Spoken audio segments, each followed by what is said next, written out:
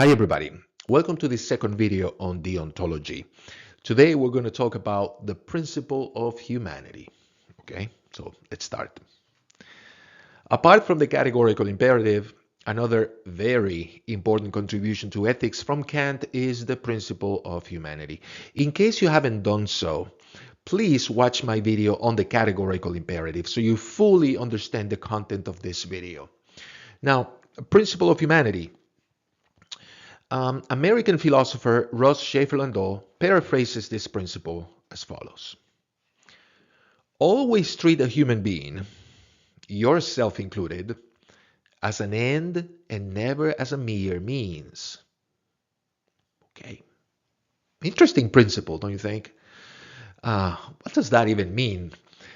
Well, in plain words, friends, the principle says do not use people.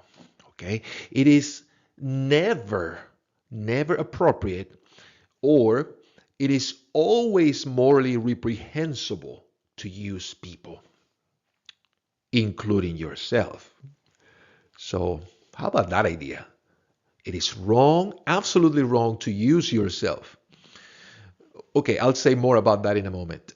But let's begin unpacking the terminology here. And boy, terminology is very important to understand Kant. Treating people as an end.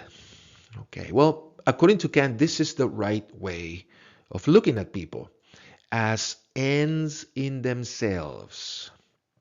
Meaning what? Meaning nothing can have more value than a human being.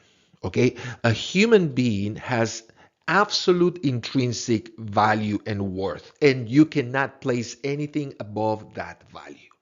That's what it means to treat someone and to see someone as an end in itself. So the moment you use somebody, right? Let's say you're using somebody to get something you want. Well, that's something you want that has more value to you, not the person you're using. Okay, so you're dealing with people, you always have to keep this in mind. Never ever neglect a person's worth and dignity as a human being. Now, there are instances though in which it is appropriate to use people. Okay, and that's what I want to talk about next. The expression mere means. Okay, it's important. For Kant, again, it is morally okay to use people for a particular end. For example, when you ask your mechanic, your mean, to fix your car, your end. Okay, so let's say it's me. My car needs repair, and I take my car to the mechanic. Well, my real end is to get my car fixed, and my mechanic is the means for me to achieve that end. Similarly, my mechanic might also see me as a means to achieve another end, getting paid. Okay. Now, according to Kant, this sort of using people, it's okay. It's morally permissible, and not only morally permissible, but it's even required. And to explain to you why, okay, Kant makes this distinction between categorical imperatives, which deals with morality, and hypothetical imperatives that have very little to do with morality, but have more to do with the way we normally go about things in life. Hypothetical imperative is simply one way of saying, okay, there's nothing really intrinsically wrong with identifying means to achieve ends. Nothing really wrong with that. So let's say I want to learn German, okay, and that is my goal, my end. I want to learn German. Once I identify my goal, now I think about the means to achieve that goal, that end. Well, and I say to myself, maybe the best thing for me to do is to go to school and register for German lessons. And I do that. So there you go. The school is the means for me to attain my end, my goal, learning German.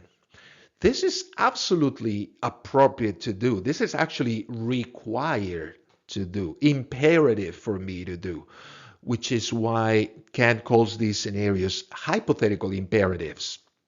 Yes, I must be able to identify ends and means to achieve those ends, and that's absolutely legitimate. So there's nothing really wrong here when we deal with our mechanic, and I'm gonna say more about that on the next slide. According to the ontology, a business deal, such as a mechanic and his customer, does not violate the principle of humanity since A, there is informed consent from both or all parties involved. Okay? My mechanic and I, we both know what we're getting into. Number one. Number two, in such transactions, both or all parties are benefited. Okay? My mechanic is going to get paid. I'm going to get my car fixed. So there you go. It's a win-win, right? Everybody happy. And C, the dignity or intrinsic value of each actor is not in any way compromised. That's very, very, very important. When at least one of these provisions is not met, then someone might be treated as a means to an end, as a mere means, I should say. Okay, so that's why that word mere is important, right? That's the key word that distinguishes between using people the right way and using people the wrong way. When you treat somebody as a means to an end, like my mechanic to get my car fixed, okay, that's fine. But if I treat my mechanic as a mere means, then you know what I'm doing? I'm neglecting one of these provisions, especially the last provision. I'm not acknowledging my mechanic's dignity and worth as a human being. So, for example, if in my dealing with my mechanic, I'm respectful of my mechanic, I treat him with respect, with dignity, because he's a human being, then that's fine. I'm not using my mechanic as a mere means.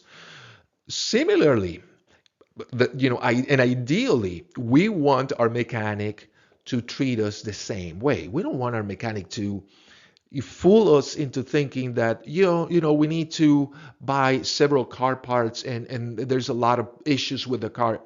That it's not true, but he's telling us these things because he wants to make some money. If that's the case, then you see, then our mechanic is treating us as a mere means because we're not fully informed about the situation, about the deal, right? So that's a violation of the first provision as well. We don't fully know what we're walking into. And so our mechanic, we expect our mechanic and everybody to treat us with dignity, to tell us the truth. Now, to offer you a different scenario, let's say I'm a business owner. Let's say I'm a restaurant owner. I have a restaurant and I'm looking for a server. So, okay, I put an ad out there and I'm interviewing servers. And in one of these interviews, I meet this very, very beautiful and attractive young woman. And I'm interviewing her. And I'm fascinated by her beauty. And I'm like, my goodness, this woman is really pretty, really attractive. And I think, you know what? I want this woman. I want this woman in my restaurant. I want this woman in my life. Because if she works for me, that'll give me the opportunity to get to know her more personally, and maybe in the future we can have fun together. And this is my thinking. And I decide to hire her. Now, this is a violation also of the principle of humanity because the young woman might be thinking that she's being hired because of her qualifications, because of her experience, or maybe because of her potential or whatever, personality. But that's not true. I actually don't care about any of that. I don't care. Maybe she has no experience, but I don't care. I don't care. I want this woman in my business. And that's the reason why I'm hiring her. Okay, well, that's a violation of the first provision, right? This young lady, does not know what she's getting into. And I have not fully disclosed to her my intentions behind hiring her. And that means that I'm also violating the third provision here, that I'm not treating her with dignity. I'm not seeing her as having ultimate intrinsic value.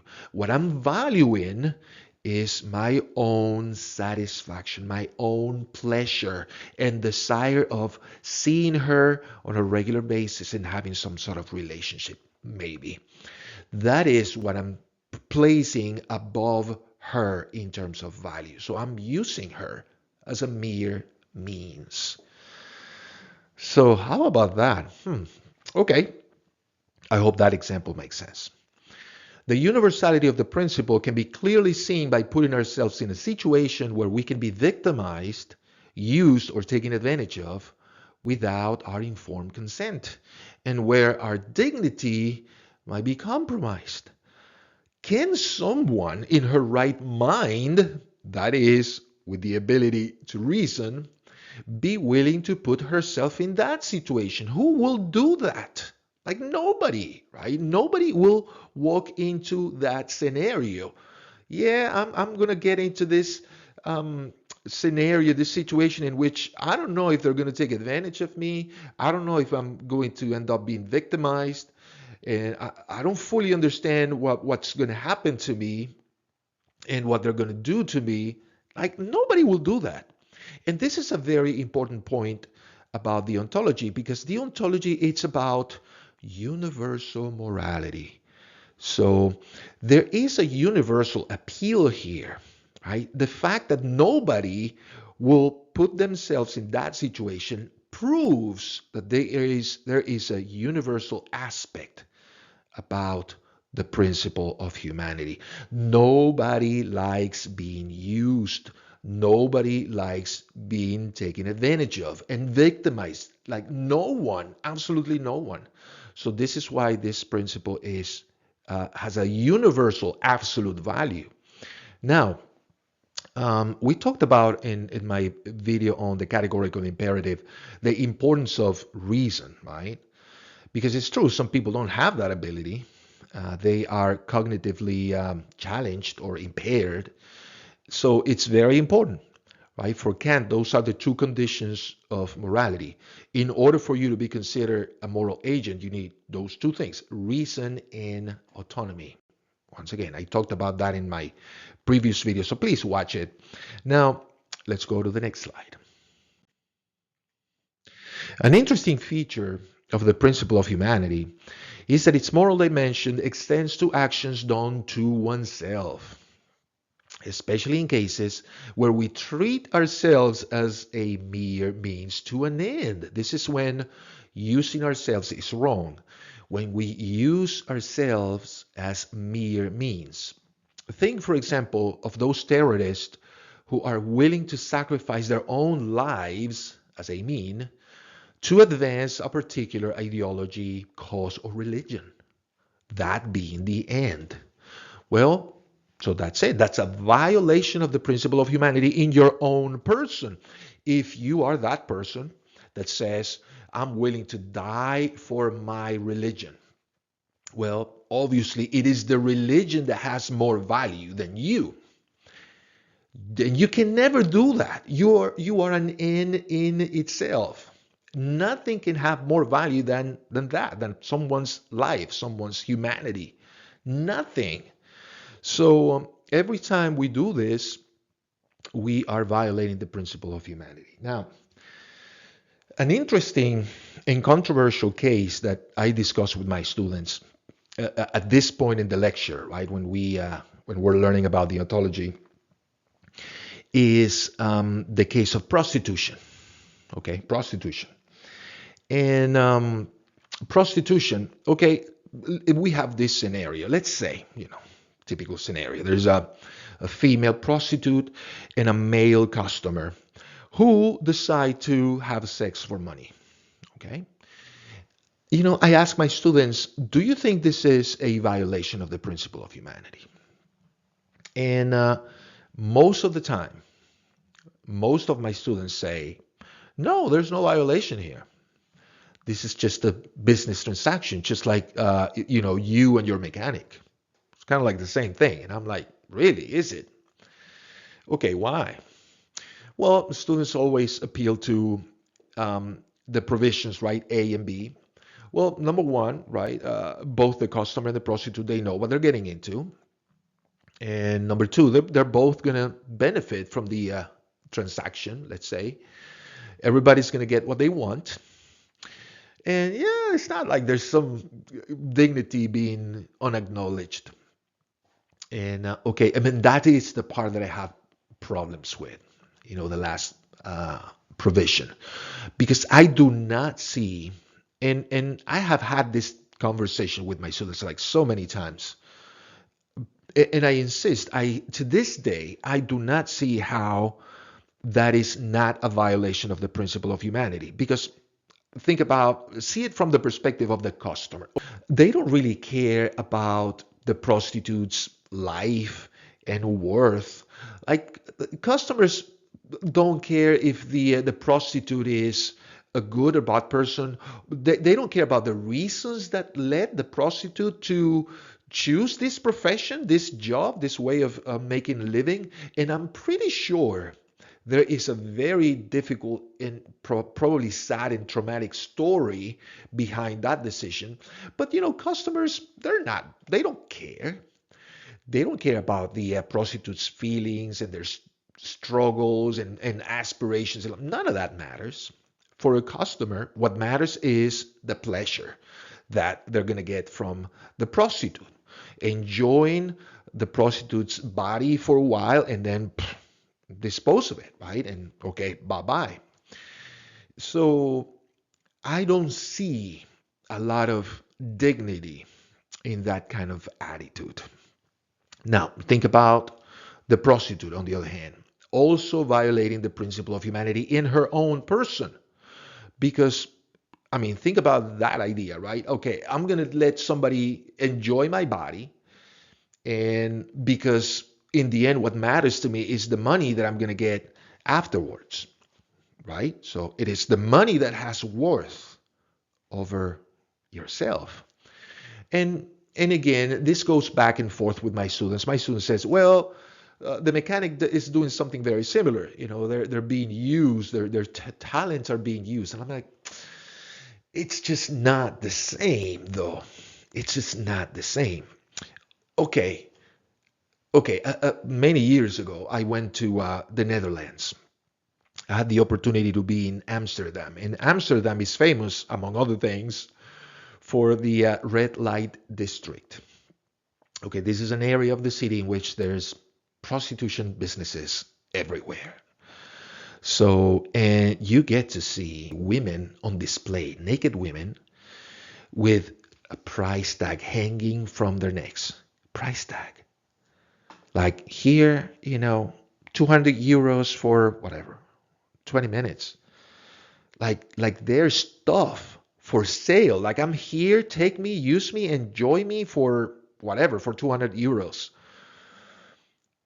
And looking at human beings on display like stuff, okay, I don't see a lot of dignity there.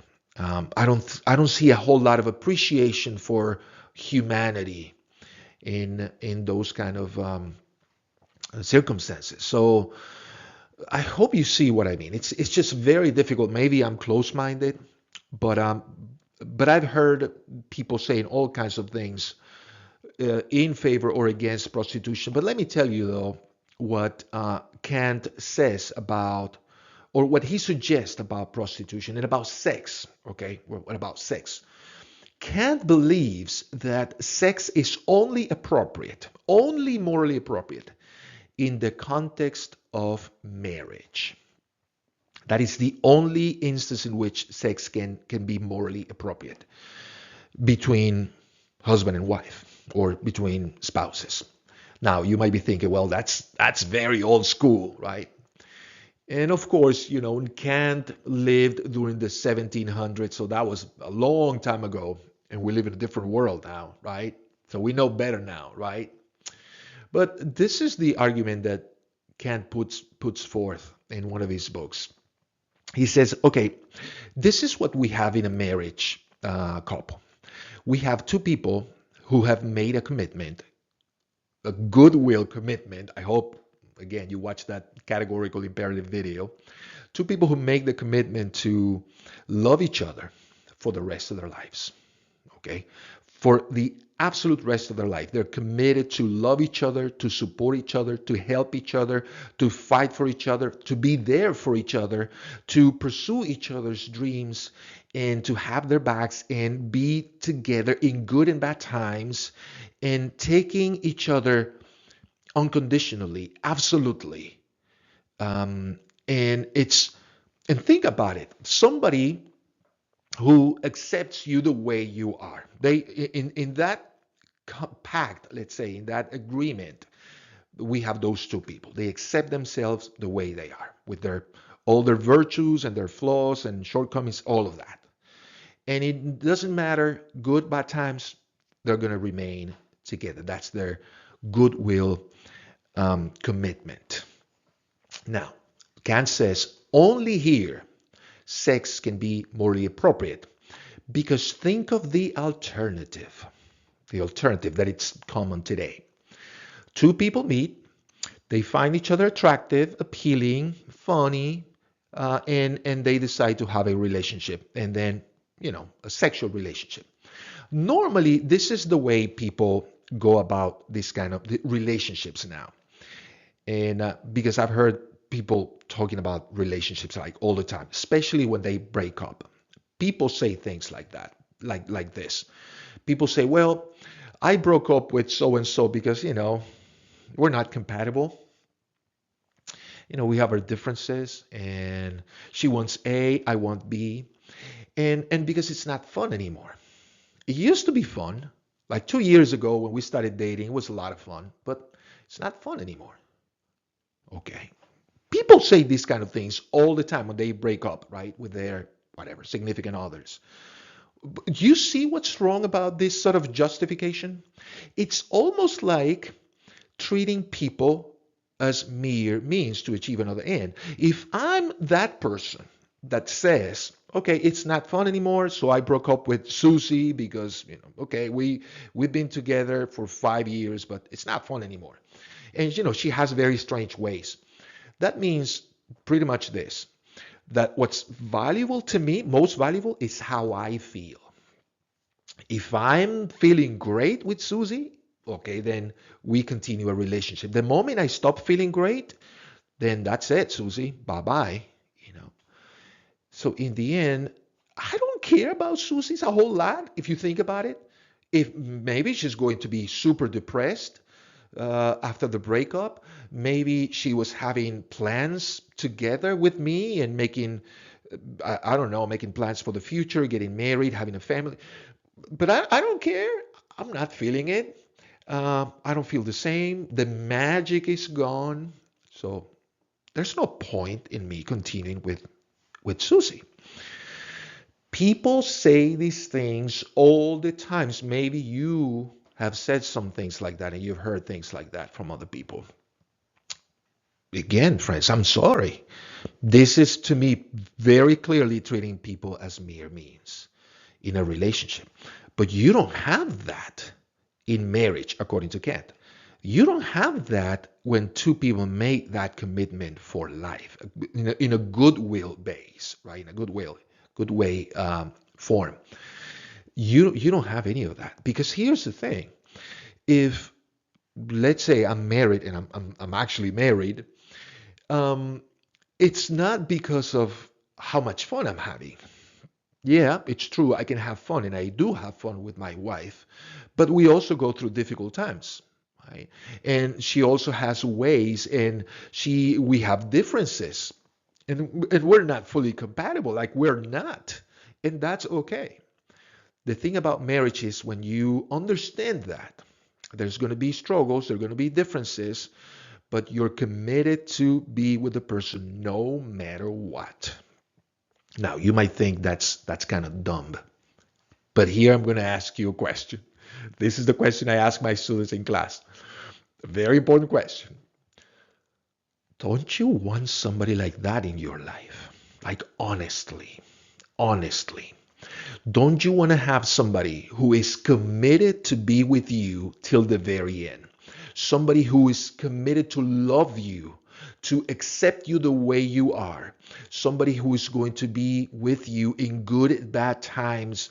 No matter the circumstances, that person will remain faithful to you on your side, and that person will always do her very best or his very best to achieve your goals and to make you happy.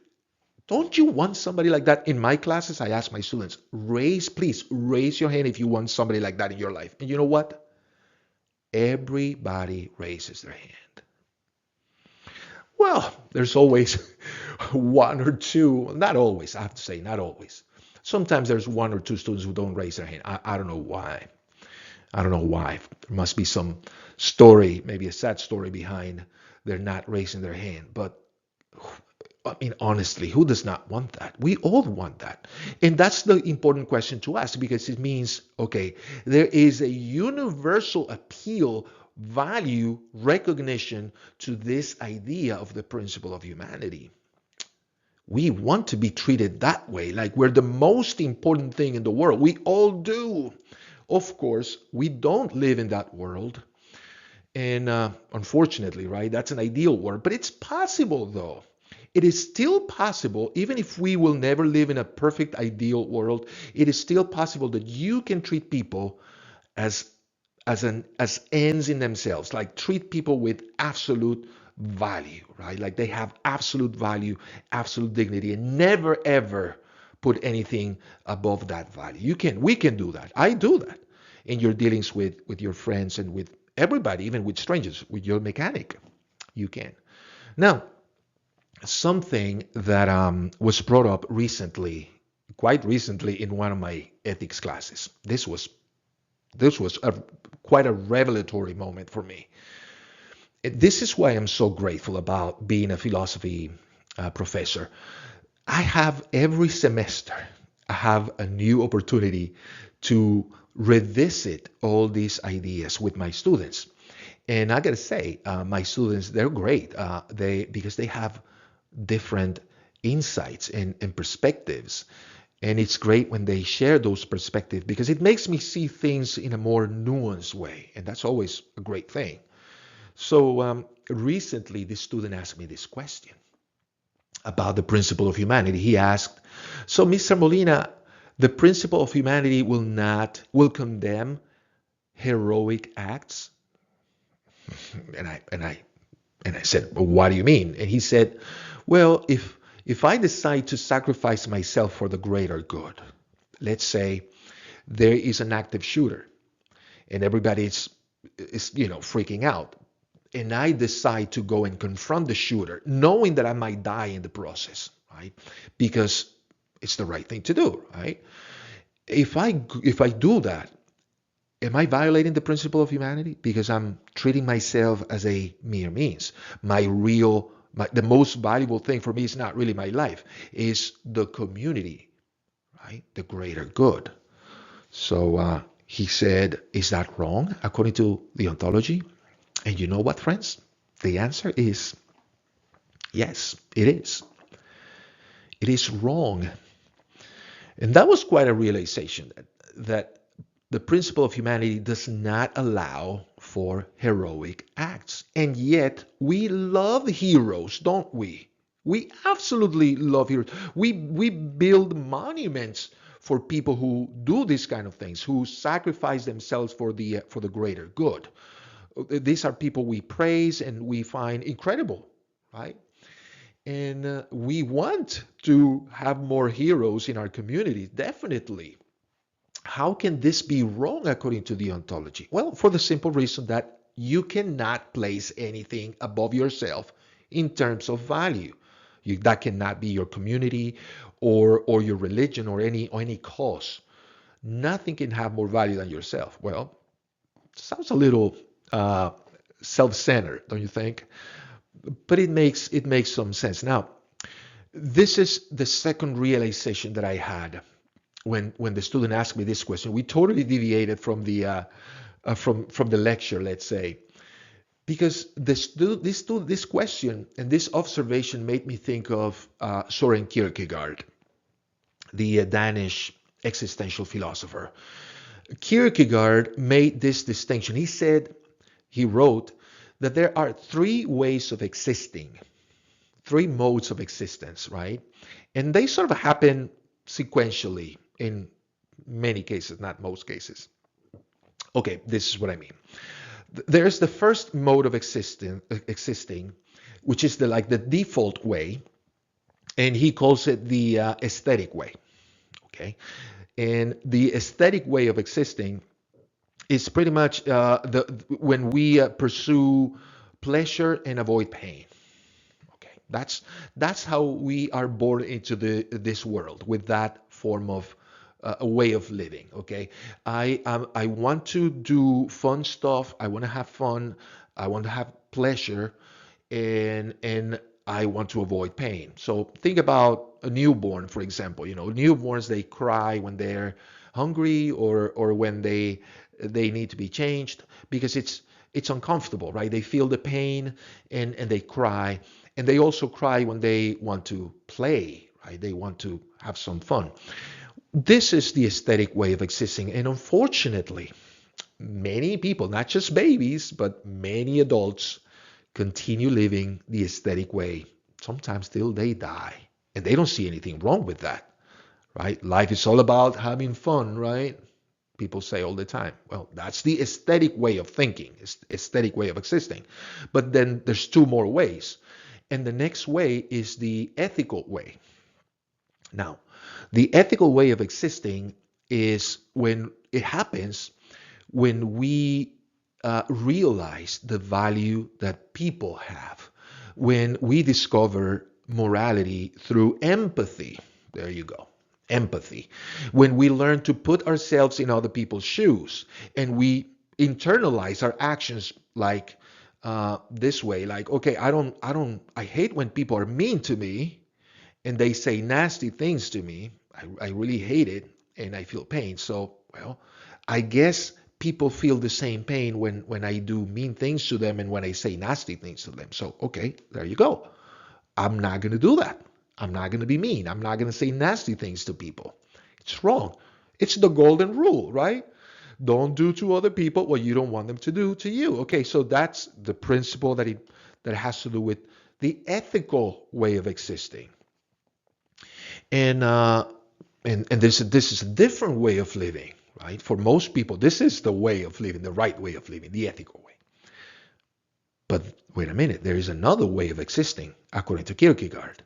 And for Kierkegaard, this is the really important one, the religious way of existing. For those of you who might not know, Kierkegaard was a very deeply religious Christian man, heavily influenced by Christianity, by the Bible. And he says that this is the right way of existing, the religious way. Why? Because we are spiritual religious creatures. And in one book that he wrote, Fear and Trembling, okay, he uses the example of Abraham. Okay, Abraham, you know, the figure from the Old Testament, the patriarch. And okay, Abraham is known by the three major monotheistic religions, Judaism, Christianity, and Islam. Abraham is known as the father of the faith. Okay, that is the title given to Abraham by these three religious groups. He is the embodiment of faith, the father of the faith. Abraham is. Now, so Kierkegaard in this book, Fear and Trembling, he talks about Abraham. He says, okay, well, if this is the father of the faith, if Abraham embodies the right way of living religiously, let's pay attention to something that happened to Abraham according to the biblical accounts. One day, God shows up to Abraham and says, Abraham, I want you to take your son, your beloved, the one you adore, Isaac. I want you to take him and kill him for me as an act of sacrifice, God says. And Abraham complies. Abraham says, yes, Lord.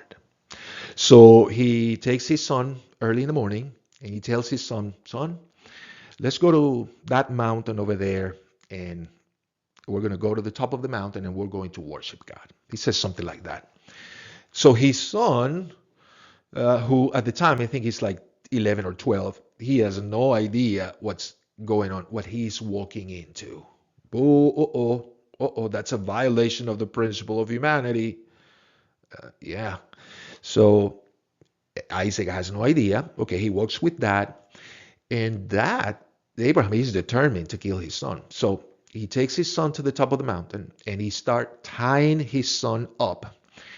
Abraham grabs his knife and he's ready to kill his own son. And at that moment, God sends an angel and tells Abraham, the angel tells Abraham, Abraham, stop. You don't have to kill your son. God has seen your heart. You have a righteous heart. Nothing is more important for you, Abraham, than God. And that is now evident. So there you go. And that's the end of the story, like sort of a happy ending, right? So Isaac is spared. And so is Abraham, because that was going to be a major loss. But he was willing to do it for God, because for Abraham, that's what has more value than anything else, God. So if God asked me to kill myself, to kill my son, I'll do it. So you see, Kierkegaard says, the religious way of existing has very little to do with what's ethical. Okay? Obviously, if you tell somebody, hey, you know what, God told me that I should kill my parents.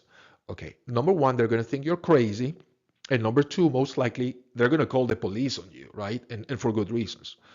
So, okay, that is absolutely insane. What? God told you to do what? But Kierkegaard's point is, it's not that religious people do crazy things. No, the point is that they live in a different way. Their way of existing is very different from the ethical. And it's so interesting because people today, most people, perhaps religious people, they conflate these two ways of existing. They think the religious way of existing is the ethical way. So they're both one and the same, or they're very similar. And Kierkegaard says, no, they're not. Consider the father of the faith, Abraham. Okay, he was willing to do something absolutely insane. So now, what is the point here? Why am I bringing Kierkegaard in these three modes of existing? For the simple reason, friends, that I think Kierkegaard really put his finger on the limits of the ethical, the limits of ethics and morality. Okay, there are limits.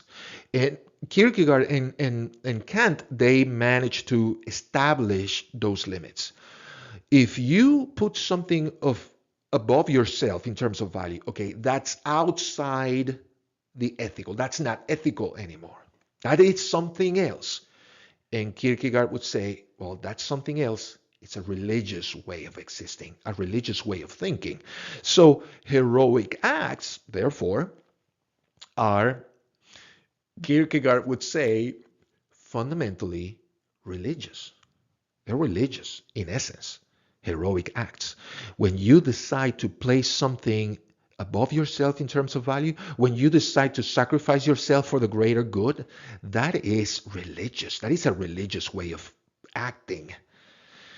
And if you don't believe me, think about Jesus Christ. Okay, there you go. Jesus Christ, the main figure in Christianity. What did he do? He sacrificed himself. He went through the most horrible, painful death for the sake of humanity, right? According to the New Testament, he died for our sins. Humanity was corrupted by sin, and we were doomed to go to hell, because of our sinful nature. But Jesus came to the earth, and he decided to take the sins of everybody, the whole humanity, in himself, and he sacrificed himself for us, for humanity. Well, there you go. There you go. So Christ violated the principle of humanity in his own person. Yes, he did. He did something unethical, absolutely immoral. Yes, he did. Yes, he did. But he is not an ethical person. He's a religious person. Okay. And what he did was great, heroic. Okay. Because even if you're not religious, again, we all value, and not just value, we all admire heroic acts. We all do. We all say, whoa, those heroes are incredible. People willing to make that sacrifice, the ultimate sacrifice for the greater good. That's amazing. Well, that's what Jesus did. And that's a religious act, so to speak. So what an interesting, an amazing actually realization to have because of a student made that comment. So, and for our discussion here, I think it's absolutely relevant because you have to understand the limits of morality and ethics. Okay, and it's right here. You cannot put something of above a human being in terms of value. I said that already. So because if you do, okay, you're not doing ethics. You're in a different domain. You're not in the ethical moral domain. You're in a different domain. Once again, Kierkegaard would say you're in the religious domain. Now, Kant believed reason to be the safest, most reliable, and most just standard of morality for humanity because, just like natural law thinkers believe, reason is human. Reason is intrinsically human. In a way, Kant understood morality as a 2 plus 2 equals 4 kind of universal logic. Interesting, because most people today, they think morality is just relative, it's subjective. Nothing objective about morality, nothing universal or absolute. And Kant would say the opposite. He would say, no, morality is absolutely universal. It's as precise as 2 plus 2 equals 4. The problem is that you're not doing the thinking correctly. Yes, your thinking about morals is absolutely influenced, contaminated by culture and by wrong ideas. But if you do the thinking correctly, you will get absolute agreement about what is right and what is wrong. So in my video on the categorical imperative, I mentioned this in my classes when we consider maxims, when we try to universalize maxims, we all have absolute agreement in the end. When we understand the process of the categorical imperative, as I laid it out in my categorical imperative video. So it's something that it's inescapable. It's very precise, very clear what the right thing to do is, what the wrong thing to do is as well. So can you imagine living in that kind of world where we rely on a universal morality? You see people think, okay, again, this is utopic. This will never happen. But it's possible. Like we've done amazing things with our mathematical knowledge. We have developed the most amazing technologies, right? And buildings relying on numbers. Well, imagine we can actually do the same with our morals, with our actions, if we rely on the ontology. And this is why also Kant wrote about and spoke about pure reason. Pure reason, not just reason. Because you see, when you don't see morality as something absolutely universal and objective, well, you're not relying on pure reason.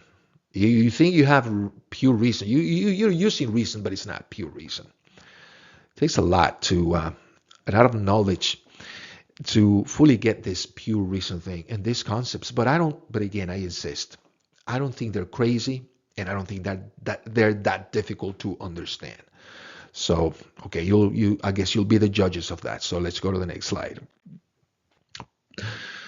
A famous difficulty Kant dealt with had to do with scenarios where two moral absolutes or two commands of reason are in conflict.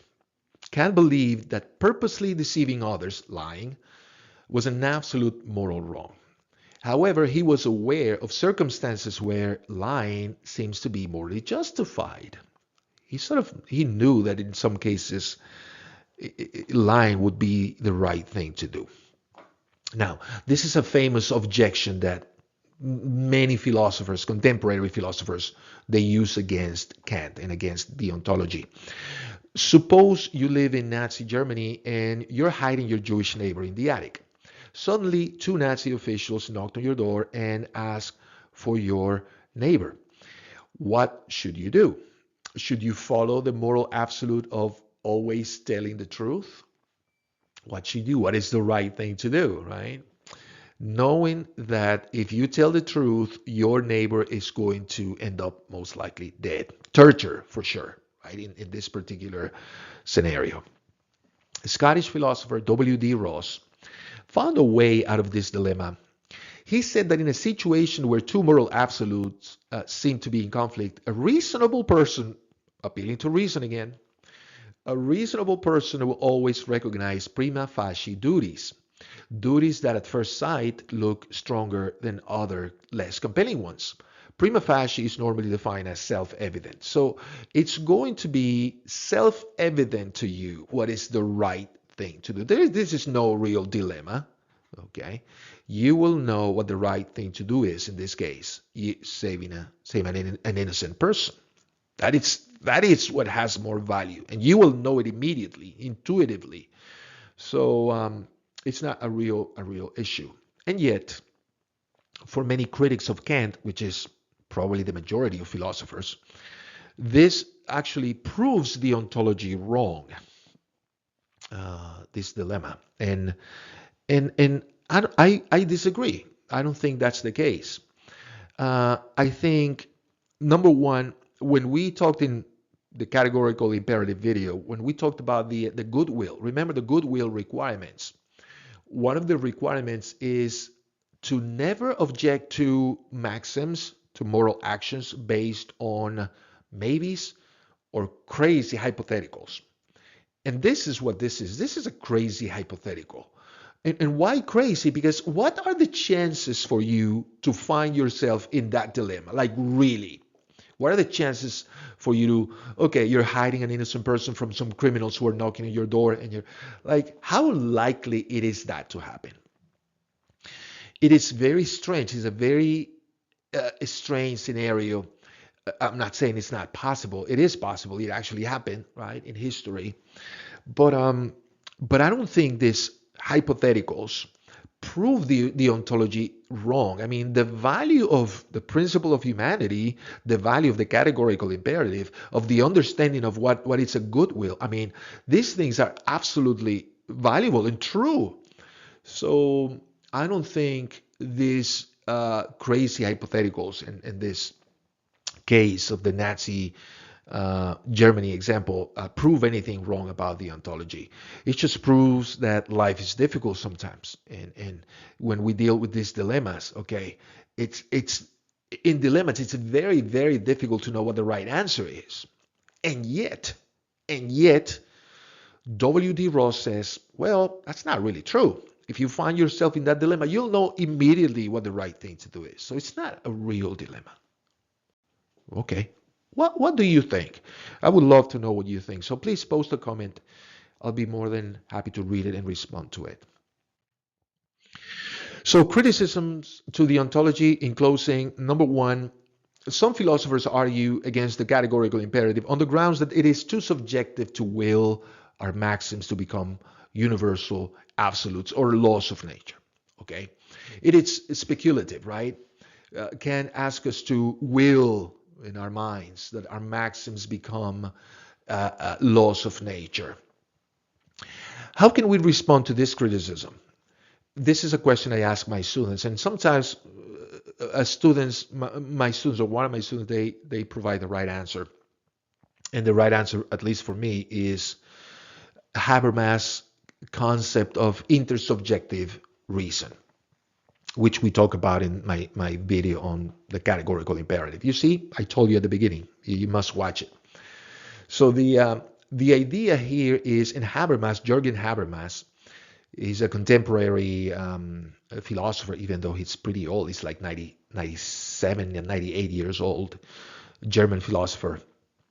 And he's a Kantian thinker, I would say, at least when it comes to ethics, neo-Kantian. And I remember him saying something like, sort of not really criticizing Kant, but providing a corrective to the ontology, saying that Kant relied, unfortunately, on a monological conception of reason. He was doing all the thinking in his own brain, right? And he exhorted people to do the same, when the right approach is to do it collectively. That's what it means, intersubjective rationality. So in order for you to know with absolute certainty if your thinking is correct, your moral thinking is correct, you must engage other people. You must ask people, hey, what do you think? You think this is the right way of going about my moral actions or my moral beliefs or whatever? That is the appropriate way of doing it, because reason, according to Habermas, and I happen to agree, is collective in nature. Yes, we learn to reason because we have words, and we have words because we learn it from others, mom, dad, siblings, the community. So we can think because of a community. So rationality, reason, pure reason is fundamentally collective. So something to think about, right? So that can be a response to that criticism. If we engage other people and if we do the analysis with others, then it's not subjective anymore, right? Number two, other thinkers have complained that Kant's theory is too religious or metaphysical. Among other things, these thinkers claim that the principle of humanity is nothing but a philosophical version of the Golden Rule, which even assigns moral values to actions done to ourselves, very much the way Christian ethics does. Yeah, Christian ethics has room for those kind of actions. Wrong actions done to oneself, which is strange to me as an ethicist. It's strange that because to me ethics is all about my actions to other people, right?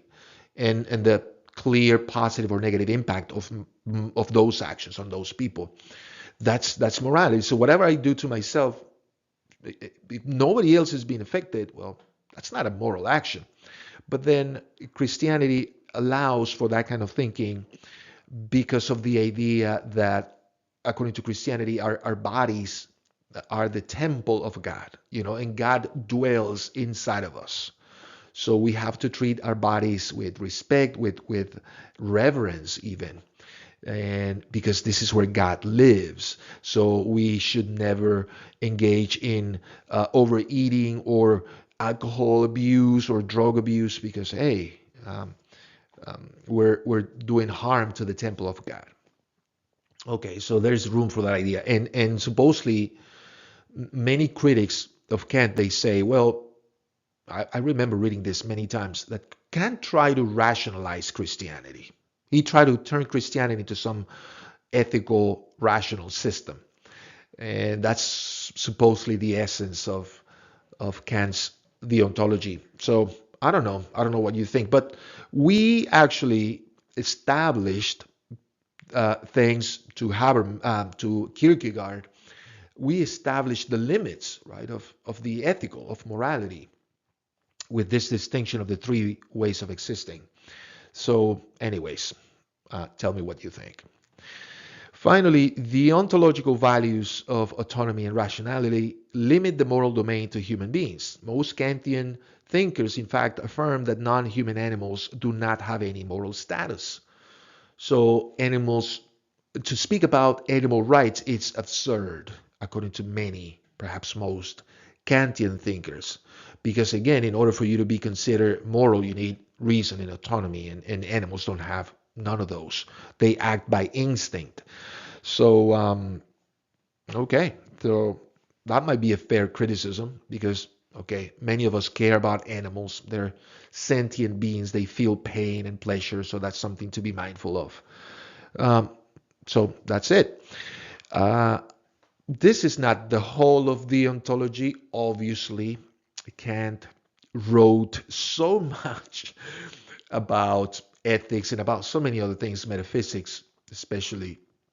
And it's probably, I will make another video on the ontology. But for now, with this two at least, you'll have a clear idea of what the ontology is, what the main ideas are, and the main principles, some of the main objections, main strength and weaknesses, and so on.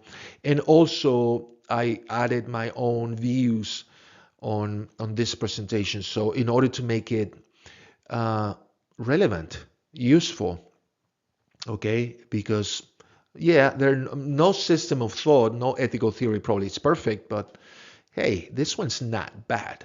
And if there are imperfections, I think the right thing to do is to at least provide a corrective so we can have something reliable, right? We can use to guide our moral actions on. That's all I have to say. So thank you so much for watching and see you next time.